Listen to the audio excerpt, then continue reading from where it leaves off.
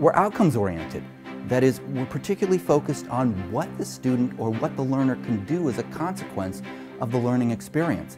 It's not simply a matter of sitting in a class and being able to have some credential or have some understanding, but the idea should be that you take away some ability, some skill that's different before you came into that class, and that's the outcome. We use a particular approach that we call learn by doing, story-centered. If you think about the traditional approach to learning, it's what I call the talking head or the baby bird model.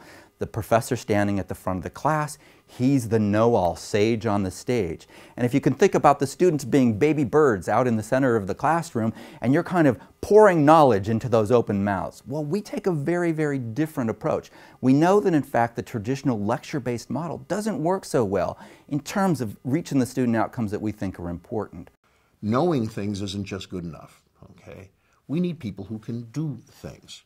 And the best way to learn to do something is to spend time practicing what it is that you're supposed to be doing and being observed and mentored and coached by somebody who's worthy of your respect. In a learning-centered, learn-by-doing, story-centered curriculum, the role of the faculty member, the role of the student, the role of the content all change dramatically. And faculty need a great deal of support, a great deal of guidance in how to implement those new approaches effectively in the context of their own discipline, in the context of their own culture, and in the context of their own country. And so we at iCarnegie believe that learning by doing is a key part of what the world needs, what all societies need, because having knowledge doesn't really mean much if you can't apply it and can't solve real problems with it. You need to be able to do something with that knowledge.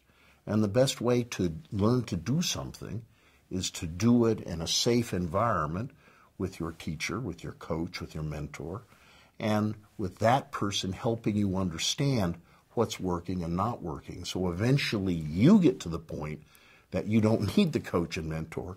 You try something and you know instantly that it isn't good enough. And at that point, you see, you move from being student to being a professional. And that's precisely what I think is absolutely crucial, that transformation from beginning student to someone who is now able to do this improvement all by themselves. That is the essence of what learning by doing is about.